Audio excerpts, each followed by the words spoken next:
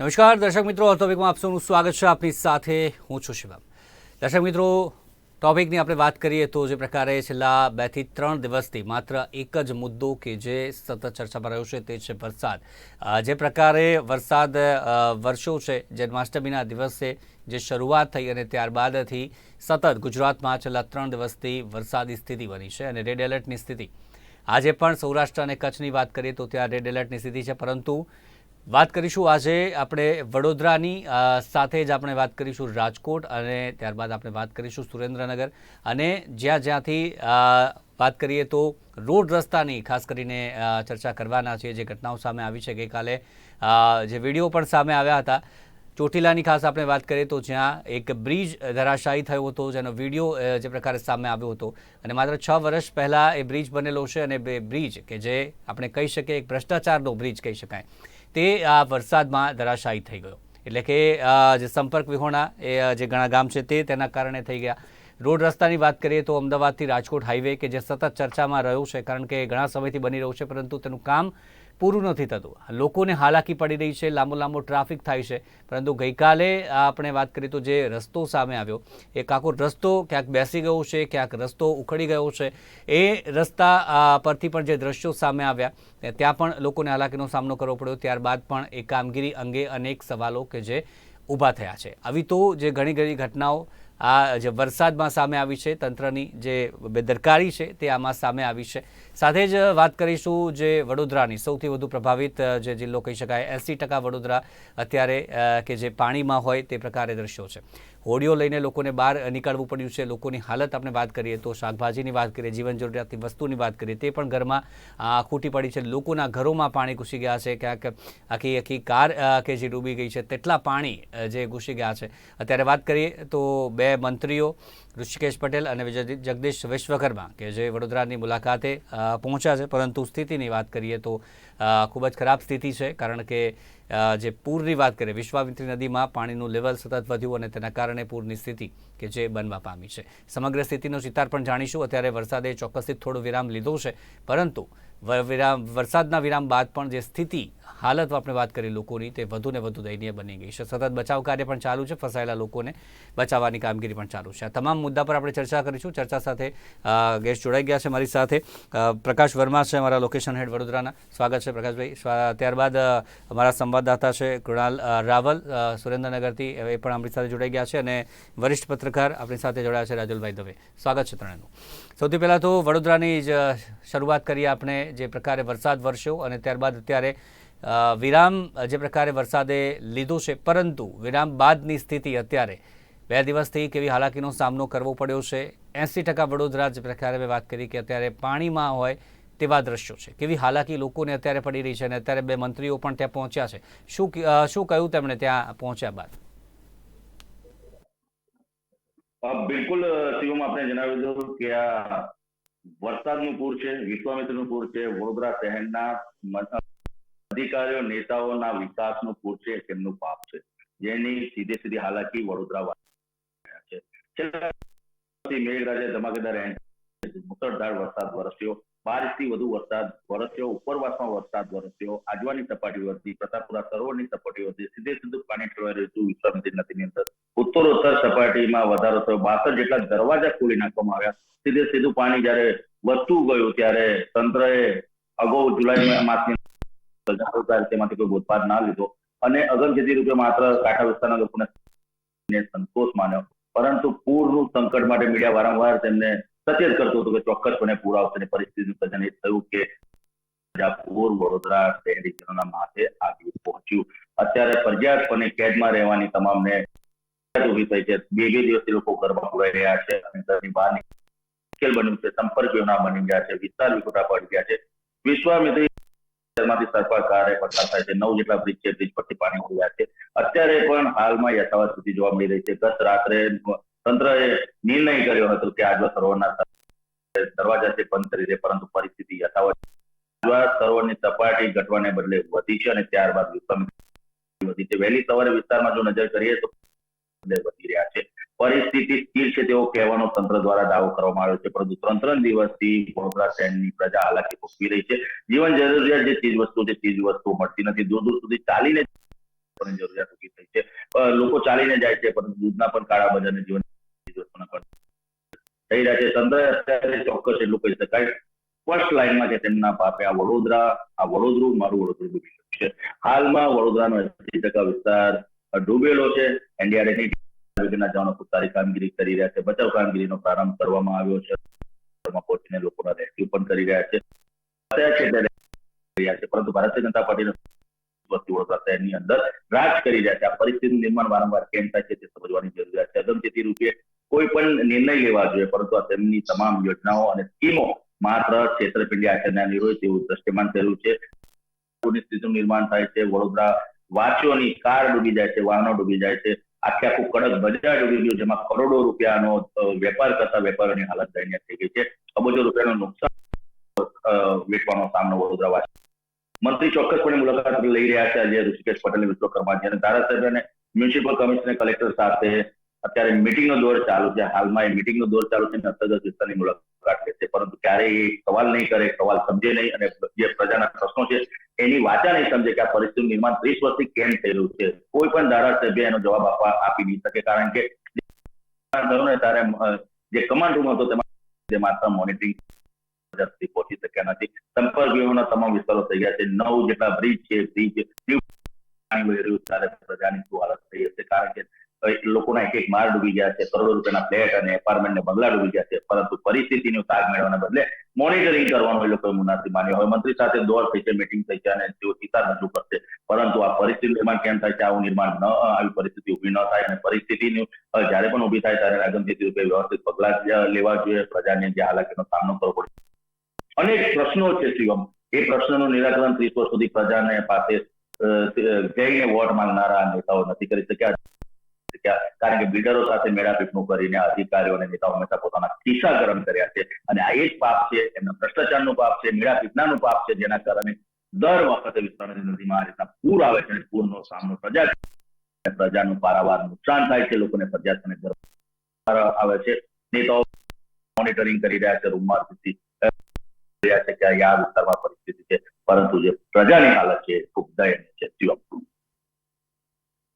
કરીએ છીએ ઉચ્ચ સ્તરીય બેઠકો પણ કરવામાં આવે છે, પરંતુ જે પ્રકારની હાલત છે ત્યાં પહોંચી નથી શકતા. જે પ્રકારે આર્મીની પણ મદદ માગી છે, પરંતુ સંપર્ક વિહોણા થઈ ગયા છે. ઠેર ઠેર પાણી છે. જવું તો જવું ક્યાંથી? મદદે જવા માટે પણ સમસ્યાઓનો સામનો કરવો પડી રહ્યો છે.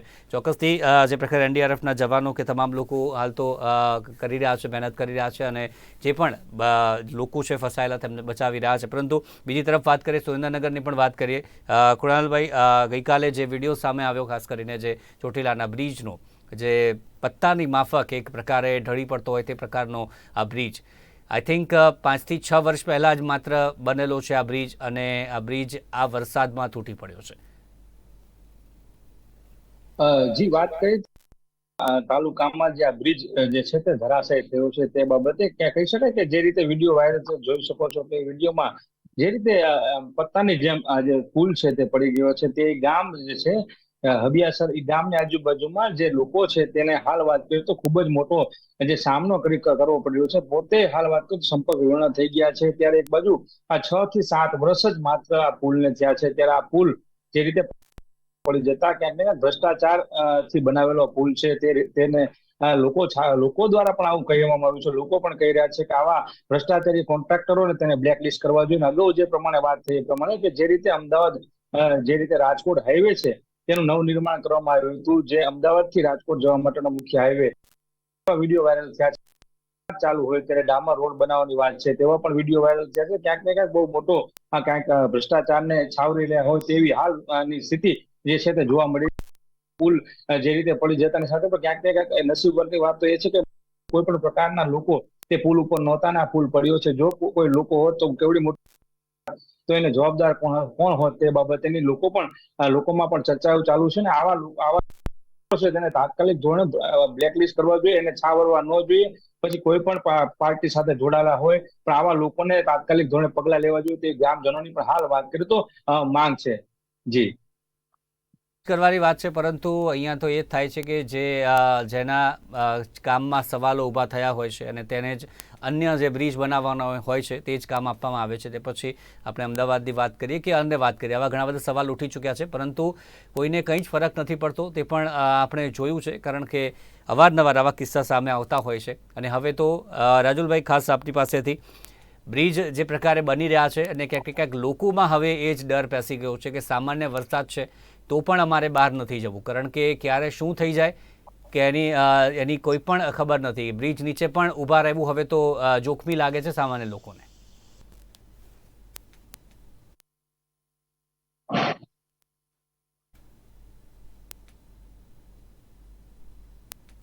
રાજુલભાઈ, આપને અવાજ આવી રહ્યો છે?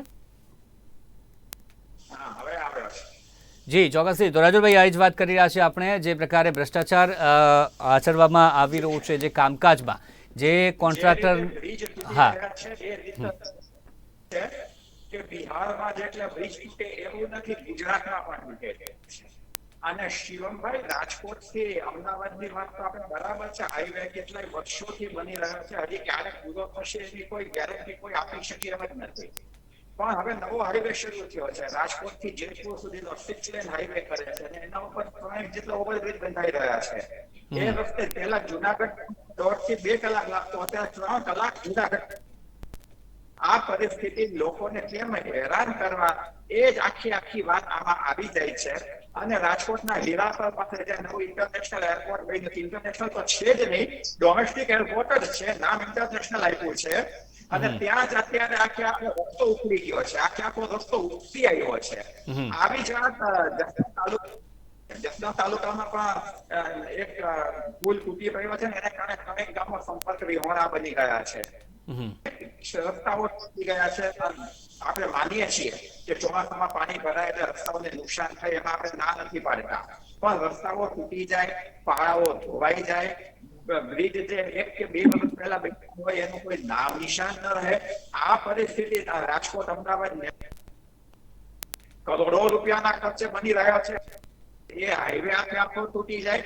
નીતિન ગડકરી એમ કહે છે કે આપણે દરરોજના 10 કિલોમીટર લંબાઈના બનાવીએ છીએ. સાહેબને આપણે કહીએ કે તમે હાઈવે બનાવો છો, સારી વાત છે, પણ જે હાઈવે એનું ક્વોલિટી એક્ઝામિનેશન કરાવો, કોઈની પાસે થર્ડ પાર્ટી ઇન્સ્પેક્શન તો કરાવો, ખ્યાલ આવે કે હાઈવે કેવા બની રહ્યા છે. એટલે આમાં બહુ ચોખ્ખી વાત છે, બહુ જ મોટે પાયે ભ્રષ્ટાચાર આચરાઈ રહ્યો છે. રાજકોટ અમદાવાદ હાઈવે જે 3 વર્ષ પહેલા હજી સુધી પૂરો નથી થયો, કોઈ જાણતું નથી, અને હાઈવે હજી પૂરો નહીં થયો હોય તે એના રિપેરિંગના ટેન્ડર બહાર પડશે. આ આપણી પરિસ્થિતિ અત્યારે શિવમભાઈ ગુજરાતની છે. જી, એ જ વાત કૃણાલભાઈ, ખાસ જે પ્રકારે હવે આ બ્રિજ તૂટ્યો ત્યારબાદથી લઈને વાત કરીએ તો સવાલો પણ પૂછવામાં, જેણે બનાવ્યો એ ધારાસભ્ય છે, પૂર્વ ધારાસભ્ય છે, જ્યારે બન્યો હશે એમને પણ સવાલો થઈ રહ્યા છે. કોઈ કંઈ કહેવા માટે તૈયાર છે કે પછી એ જ પહેલાની જેમ સવાલોથી ભાગવાનું? જી, વાત કરી ત્યારે જે પુલ બાબતેની વાત જ્યારે પૂર્વ ધારાસભ્યને પૂછવામાં આવે છે, ચાલુ ધારાસભ્યને પૂછવામાં આવે છે, ક્યાંક ને ક્યાંક જે રીતે એકબીજાની પાર્ટીને ખો કરતા હોય તેવી પરિસ્થિતિ છે. કારણ કે પૂર્વ ધારાસભ્ય પહેલાના હતા તેઓ દ્વારા પણ હાલના ધારાસભ્ય જે છે તે પૂર્વ ધારાસભ્ય કોંગ્રેસ હતા, હાલના ધારાસભ્ય ભારતીય જનતા પાર્ટીના છે. એટલે ક્યાંક ને ક્યાંક એકબીજાને ખો આપવાની વાત છે, ખો આપતા હોય છે. અને અવારનવાર આ જે નેશનલ હાઈવે એ પ્રમાણે જે નેશનલ હાઈવે છે ત્યાં ઓવરબ્રિજ બનવામાં આવ્યો હતો ને થોડા દિવસો પહેલા ઓવરબ્રિજ ઉપર પણ આ રીતે ગાબડું પડ્યું હતું. ત્યારે પણ ક્યાંક ને ક્યાંક આ રીતે જ કામગીરી હાથ ધરવામાં આવી હતી. ક્યાંક કોઈ પણ લોકો છે તે બાબતને જવાબદાર લેવા તૈયાર નથી, અને આવા ભ્રષ્ટાચાર કરનાર જે કોન્ટ્રાક્ટર કોઈ પણ પ્રકારનું એક્શન નથી લેવાતું, અને અલગ અલગ પ્રકારના એવા જ લોકોને કામ આપવામાં આવે છે. એટલે ક્યાંક ને ક્યાંક ચોક્કસ રીતે દેખાઈ આવે છે કે બધાની આમાં મિલી ભગત હોય તેવી પરિસ્થિતિ છે. લોકો પણ આને હિસાબે પરેશાન થયા છે, કારણ કે આ વરસાદને લઈને જે રસ્તાઓ છે તેના ઉપર જે લોકો ચાલતા હોય ત્યારે ઘણી ગાડીઓમાં પણ ટાયર ફાટવાના બનાવો હમણાં પણ બન્યા છે રાજકોટ જતાની સાથે. એટલે ઘણા મોટા ભ્રષ્ટાચારો થતા હોય છે, ત્યારે આવા લોકોને છાવરવા ન જોઈએ, ને આવા લોકો પર થવી જોઈએ તેવી હાલ જાગૃત નાગરિકોની પણ આ જ રીતની માંગ છે. પણ ક્યારે આના ઉપર અમલ થશે એ તો જોવાનું રહ્યું કે કોણ આના ઉપર અમલ કરશે ને આવા કોન્ટ્રાક્ટરને કોણ બ્લેકલિસ્ટ કરશે એ જોવાનું રહ્યું છે. જી, જોવાનું રહ્યું, પરંતુ ક્યારે લેવાશે એ કોઈ કહી જ નથી શકવાનું, કારણ કે દર વખતે ચોમાસામાં આ પ્રકારની ઘટનાઓ અને ચોમાસા સિવાય પણ હવે જે બ્રિજો બની રહ્યા છે, જે ઠેર ઠેર બ્રિજો, અને તે ક્યારે તેમાં કંઈ થઈ જાય એ કશું જ નક્કી નથી. પ્રકાશભાઈ, ખાસ જે પ્રકારે વડોદરાની વાત કરીએ, હમણાં તો જે કુણાલભાઈએ જણાવ્યું કે પહેલાં કોંગ્રેસના ધારાસભ્ય હતા, હવે ભાજપના ધારાસભ્ય છે, પરંતુ વડોદરામાં આ 20 વર્ષમાં 9મી વખત પૂર આવ્યું છે. જે આંકડા જે સામે આવે છે વડોદરામાં આપણે કહી શકીએ તો 20 વર્ષમાં 9મી વખત આ પૂર આવ્યું, પરંતુ દર વર્ષે જે પ્રકારે 2 વર્ષના ગાળામાં આપણે ગણીએ સરેરાશ, છતાં પણ સ્થિતિ સુધરી નથી. શા કારણે સ્થિતિ નથી સુધરી? પાણી જે આટલા ભરાઈ રહે છે, વિશ્વામિત્રી નદી જે ઓવરફ્લો થાય છે તેની આટલી અસર ખબર છે. જે 2 વર્ષના ગાળામાં આ પ્રકારની સમસ્યા જો સર્જાતી હોય, પૂર આવતું હોય, 9મી વખત જ્યારે પૂર આવ્યું છે, સ્થિતિ સુધારવાનું કોઈ કેમ નથી કરતા? અધિકારીઓ કેમ આ બાબતે સજાગ નથી થતા? કોઈ કાર્ય કેમ નથી કરતા? બિલકુલ, પણ આપણે જણાવી સત્તા સ્થાને ભારતીય જનતા પાર્ટીના શાસકો કામગીરી કરી છે. સાથે સાથે 20 વર્ષની અંદર 9 વખત પૂર આવ્યું કેમ થાય છે? ખાસ કરીને સિમેન્ટના જે કોંક્રીટ જંગલો ઉભા થઈ ગયા છે, પાણીનો નિકાલ થવો જોઈએ વિશ્વામિત્રી નદીનો, એ નિકાલ જે જગ્યા પર જવાની છે, જમીનો બધી બિલ્ડરોને રીતના કર્યું છે, પાર્ટનરો બની ગયા છે, કેટલી ધોરણે જમીનો પાડી દેવામાં આવી છે. આ પરિસ્થિતિ નિર્માણ એટલે થયું છે કે પાણીનો નિકાલ થવાની જે જગ્યા હતી એ જગ્યા પર મોટા મોટા મકાનો બની ગયા છે, સોસાયટી બની ગઈ છે. પાણીનું રોકાણ કેમ થઈ રહ્યું છે? કારણ કે વિશ્વામિત્રી શુદ્ધિકરણની જયારે વાતો આવતી હતી ત્યારે કરોડો રૂપિયા સરકાર તરફથી ફાળવવામાં આવે. સરકાર તરફથી ફાળવેલા રૂપિયા વડોદરા કઈ કઈ જગ્યા ઉપર ભ્રષ્ટાચાર આચરવામાં આવે અને તમામ લોકો ભેગા થઈને આ મલાઈ ખાધી અને પોતાના ખિસ્સા ગરમ કરી દીધા. આજે અત્યારે પણ આ સ્થિતિનું નિર્માણ થયું છે વડોદરા શહેરમાં. અગાઉ મેં આપણે જણાવ્યું કે વડોદરા શહેરની અંદર જે પરિસ્થિતિનું નિર્માણ કેમ થયું છે, તો તેના જવાબદાર માત્ર શાસક પક્ષવાળા છે, બિલ્ડરો છે, અને તમામ લોકો ભેગા થઈને જે પાપ આચર્યું છે, પાપનો ભોગ અત્યારે પ્રજા બની રહી છે. મંત્રી આવી રહ્યા છે અને એ જ લોકો સાથે ચર્ચા કરી રહ્યા છે જે લોકો જવાબદાર છે. હવે એક જવાબ તમને ચોક્કસ મળશે. એમનો જે ઇન્ટરવ્યુ હશે એક જ વાત સાંભળવા મળશે. સાથે પણ વાતચીત થઈ છે. ગુજરાતની મદદ કરવાના છે, કુદરતનો કેર છે, કુદરત કોઈ લાગુ છે, આ પરિસ્થિતિ થવું જોઈએ.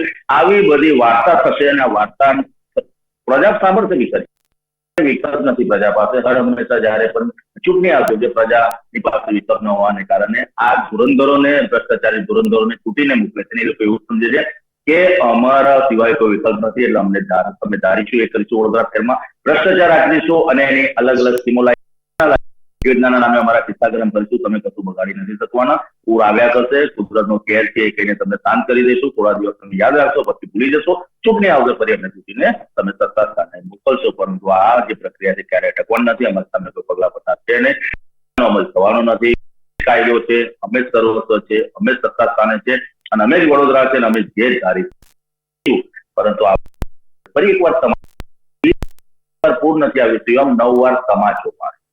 વારંવાર હોનારતો સર્જાય છે અને આ હોનારતો એટલે જ સર્જાય છે કે કુદરત કઈ ને કઈ જગ્યાએ બધું જોઈ રહી છે, પરંતુ આ લોકો સુધરવાનું નામ નથી લેતા. આવો પ્રકોપ આવે છે ને કઈ કઈ જગ્યાએ પ્રજાની પણ દયનીય હાલત થઈ જાય છે. આ પરિસ્થિતિ નિર્માણ એટલે થાય છે શિવમ કે કઈ ને કઈ જગ્યા પર એમને ખબર જ હોય છે. એ લોકોને આજવાના સરોવરના અમે દરવાજા ખોલીશું તો વિશ્વામિત્રી નદીની સપાટી વધશે. પ્રતાપપુરાના સરોવરના સાથે દરવાજા ખોલીશું.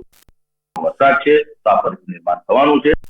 દિવસથી જાણે છે, કારણ કે જુલાઈ માસમાં આ પરિસ્થિતિ નિર્માણ થયું હતું અને બચી ગયા. ફરી આ નિર્માણ થયું છે અને એમના મંત્રી મુલાકાત લઈ રહ્યા છે. હાલમાં મીટિંગ ચાલુ છે. જવાબ આ જ મળવાનો છે જે હું પહોંચ્યા નથી નહીં હોઈ શકે, કારણ કે આના સિવાય કોઈ પાસે જવાબ છે નથી. પાપ જોડે રહીને આચરે છે અને પછી બધું ભૂલાઈ જાય છે. પરંતુ આ પરિસ્થિતિનું નિર્માણ ન થવું જોઈએ. આ પરિસ્થિતિ ન આવી જોઈએ. પૂર ન આવવું જોઈએ. યોગ્ય પાણીનો નિકાલ થવો જોઈએ. પાણીનો સંગ્રહ પણ થવો જોઈએ, જેથી શહેરીજનો સારી સુવિધા અને સારો લાભ મેળવી શકે. પરંતુ અત્યારે કે જે 24 કલાક થઈ ગયા છે છતાં પણ પાણી નથી ઓસર્યા. જેટલું પણ પાણી ભરાયું છે 80% વડોદરાની જે આપણે વાત કરી રહ્યા છીએ તમામ જગ્યાએ, 24 કલાક ઉપર પણ પાણી નથી ઓસર્યા એવા કેટલા વિસ્તાર છે? તમે જયારે શરૂઆત કરી ડિબેટની ત્યારે તમે કીધું કે 80% ભાગ વડોદરાનો ગરકાવ છે. હાલમાં એ સ્થિતિ છે 3 દિવસ. હજી પૂરના પાણી નથી ઓસર્યા. દરવાજા બંધ કરી દીધા છે છતાં આજવાની માં કોઈ ફેર નથી. વિશ્વામિત્રી નદીની સપાટીમાં કોઈ ફેર નથી. દરવાજા બંધ કર્યા પછી પાણી વહેલી સવારે છે. અલગ અલગ વિસ્તારમાં વિશ્વામિત્રી પહોંચ્યા છે. જે વિસ્તારમાં ક્યારેય પાણી નથી પહોંચ્યું છેલ્લા 40 વર્ષમાં, ત્યાં પાણી.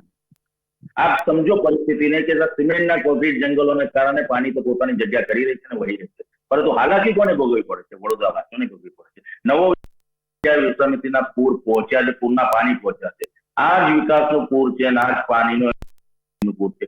આ વખતે વિશ્વામિત્રીની નદીએ પણ રુદ્ર સ્વરૂપ બતાવી દીધું છે અને પોતાનો રસ્તો પણ કરી લીધો છે. હવે નેતાઓ કરશે એ જોવું. રાજુલભાઈ, હવે જે વાત કરી જે અધિકારીઓની આપણે વાત કરીએ, કેવી રીતે હવે સુધારવા જોઈએ, આ એક મોટો સવાલ છે. દર વખતે આપણે આ સવાલ કરતા હોઈએ છીએ, પરંતુ સ્થિતિ સુધારવાનું નામ નથી લઈ રહી. હાઈકોર્ટ પણ ઘણી બધી વખત ફટકાર લગાવી ચૂકી છે, પરંતુ જ્યારે હાઈકોર્ટ કહે ત્યારે થોડા દિવસ કરવાનું, પછી સ્થિતિ જેવી હતી એવી ને એવી કે જનતાને શું થાય છે તેનાથી અમને કશી જ નથી પડતી. આવા અધિકારીઓને કેવી રીતે સુધારવા જોઈએ, સરકારે શું કરવું જોઈએ, અને જો સરકારમાં પણ આવા લોકો છે તો કેવી રીતે આ પરિસ્થિતિમાંથી બહાર લાવવા જોઈએ? હવે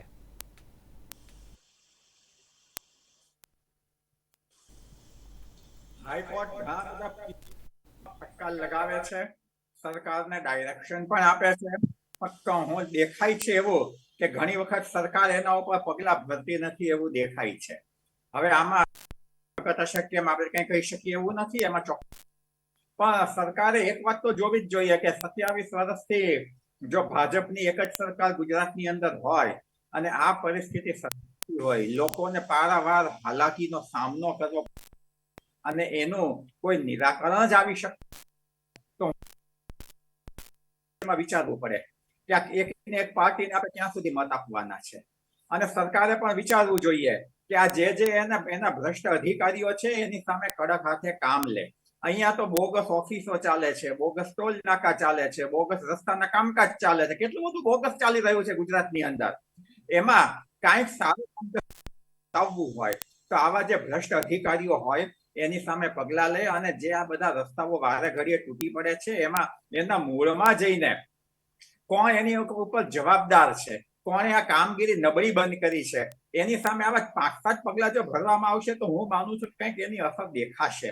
પણ એને માટે સરકારમાં એક તો રાજકીય ઈચ્છા શક્તિ અને વહીવટી પ્રબળતા બે વસ્તુ હોવી જોઈએ. અને એ જો રાજ્યના મુખ્યમંત્રીમાં, સંબંધિત ખાતાના મંત્રીઓમાં, ઉચ્ચ અધિકારીઓમાં આ બધું આપણે જો જોઈ શકીએ, હું માનું છું કે કંઈક આનો થઈ શકે. પણ મેં કહ્યું એ માટે પ્રબળ રાજકીય ઈચ્છા શક્તિ, વહીવટી આવડત બંને જરૂરી છે. એટલે કે ભ્રષ્ટાચાર એક જે ઘર કરી ગયું છે અને તે નાથવાનું નામ નથી લઈ રહ્યું. હવે જનતા પણ હવે કહી શકાય કે ભ્રષ્ટાચારને નાથવાની વાતો તો કરતી હોય છે, લોકો પણ કહેતા હોય છે, પરંતુ હવે જનતા પણ કંટાળી છે કે ભ્રષ્ટાચાર કરો પરંતુ કામ સારું કરો, કામ કરો કે જેથી જનતાને ભોગવવાનો વારો ન આવે. કારણ કે ટેક્સ લેવાની વાત હોય છે ત્યારે તમામ રીતે ટેક્સ લેવામાં આવે છે, જનતાને જે પ્રકારે વાત કરીએ કે નોટિસો આપવામાં આવે છે ટેક્સ ભરો, પરંતુ એ પ્રમાણે સામે કામ કેટલું મળે છે, જનતાને એટલી સુવિધાઓ કેટલી મળે છે? 24 કલાક થાય છે છતાં પણ પાણી નથી ઓસરતા. આનું ભોગવવાનું કોને? જનતાને, માત્ર ને માત્ર જનતાને. એટલે ભ્રષ્ટાચાર છે એને દૂર કરવાની જરૂર છે, પરંતુ ક્યારે થશે એક મોટો સવાલ અત્યારે પણ બની રહ્યો છે. કૃણાલભાઈ, સુરેન્દ્રનગરની વાત કરીએ, વરસાદને લઈને 2 દિવસમાં કેટલો વરસાદ વરસ્યો, અલગ અલગ વિસ્તારોમાં ખાસ કરીને લોકોને સુરેન્દ્રનગરમાં કેવી હાલાકી છે, દર વર્ષે પણ પડતી હોય છે, આ વર્ષે આટલા વરસાદમાં કેવા પ્રકારની હાલાકી પડી છે? જી, વાત કરીએ સુરેન્દ્રનગરના વરસાદની વાત છે ત્યારે આ નગરપાલિકા સરકાર દ્વારા જાહેર કરવામાં આવ્યું છે, પણ ક્યાંક ને ક્યાંક નગરપાલિકા દ્વારા પણ કોઈ પણ પ્રકારની કામગીરી થતી નથી. જે વાત છે તો નીચાણવાળા વોર્ડ વિસ્તારો છે, જેમ કે 4 નંબરનો વોર્ડ છે, 6 નંબરનો વોર્ડ છે, 12 નંબરના વોર્ડ છે, અલગ અલગ વિસ્તારો છે. તે વિસ્તારોમાં ઘરમાં પાણી ઘૂસી ગયા છે, લોકોના રસોડામાં પાણી ઘૂસી ગયા, કિચડ સમાણા પાણી ઘૂસી ગયા છે. ઉંમરલાયક માણસો પોતાનો બંધ કરીને પોતાના બીજા મહેમાન સંબંધીના ઘરે રહેવા ગયા છે. કોઈ મહેમાન આવતા હોય તો એને પણ તકલીફ પડે છે, બહારથી લોકો આવતા હોય તકલીફ. જે 108ની સુવિધા છે, આરોગ્યલક્ષી સુવિધાઓ પહોંચવું હોય તો પણ તકલીફ પડે તેવી હાલની પરિસ્થિતિ સુરેન્દ્રનગરની છે. જે મુખ્ય જે રસ્તાઓ રસ્તાઓ ધોવાઈ ગયા છે. હમણાં જે મેં કહ્યું ધોળી ધજા ડેમ છે તે ઓવરફ્લો થયો હતો, ત્યારે જે રીતે ભોગાવા નદીમાં જે રીતે ત્યારે એક વાત કરતો, જે રિવરફ્રન્ટ કરોડો રૂપિયાના ખર્ચે જે રિવરફ્રન્ટ બનાવવામાં આવ્યું છે ત્યાં પાણી ભરાઈ ગયું હતું ને ત્યાં લોકોને જવા માટે પણ જે રીતે પોલીસ બંદોબસ્ત ગોઠવી દેવામાં આવ્યો છે. પણ રિવરફ્રન્ટ ઉપર પણ ક્યાંક ને ભ્રષ્ટાચાર થાય થયો છે તેવું સાબિત થઈ ગયું છે. કારણ કે જ્યાં પાણી ભરાઈ ગયા છે, પાણીનો નિકાલ ક્યાંય થતો નથી, ત્યારે લોકો પણ ક્યાંક ને ક્યાંક રાહીમાં. મહાનગરપાલિકાની વાત તો દૂરની વાત છે, પણ નગરપાલિકામાં પણ કોઈ પણ પ્રકારની સુવિધાઓ તો લોકો હાલ વાત કરતો, કારણ કે તમામ જે વિસ્તાર તે ભારતીય જનતા પાર્ટીના ઉમેદવારોને જીત થઈ છે. એ માત્ર એક જ જે ઉમેદવાર છે તે કોંગ્રેસનો જીતો છે. એટલે ક્યાંક ને ક્યાંક સંપૂર્ણ ભારતીય જનતા પાર્ટી છે અહીંયા વિસ્તારમાં, મહાનગરપાલિકાથી લઈને ધારાસભ્યથી લઈને સાંસદ સભ્યથી લઈને બધી જે પ્રકારે દર્શક મિત્રો હવે ચોમાસું પૂરું થશે અને ત્યારબાદ જે રસ્તા તૂટ્યા છે તેના ઉપર સમારકામ કરવામાં આવશે અને ફરી પાછો આવતા વર્ષે ફરી વરસાદ આવશે અને ફરી સ્થિતિ જેવી હતી એવી ને એવી જનતાને ફરી એકવાર એ જ હાલાકીનો સામનો. પરંતુ ક્યારે આ સ્થિતિ સુધરશે? વડોદરા અત્યારે જે હાલત થઈ છે, 9મી વખત પૂર આવ્યું છે, હવે આવતા વર્ષે આવો વરસાદ પડે ત્યારે ફરી વખત પૂર ન આવે તેના માટે શું તૈયારી કરવી, તે ક્યારે પગલાં તંત્ર લેશે? આ એક વર્ષમાં શું કામ કરવામાં આવે છે? જનતા તો માંગ કરીને થાકી જાય છે, પરંતુ તેમને એ માંગનો જવાબ, સારો જવાબ, પોઝિટિવ જવાબ ક્યારે મળે છે તે પણ ચોક્કસથી જોવું રહેશે અને સવાલ અહીંયા એ જ યથાવત છે. તો એ જ મુદ્દે ચર્ચા કરી. ચર્ચામાં જોડાયા રાજુલભાઈ, પ્રકાશભાઈ અને કૃણાલભાઈ, ત્રણનો આભાર અમારી સાથે જોડાયા બદલ. Thank you very much. તો દર્શક મિત્રો, આ ટોપિકમાં હાલ બસ આટલું જ. ફરી મળીશું નવા મુદ્દા સાથે. રજા આપશો. નમસ્કાર.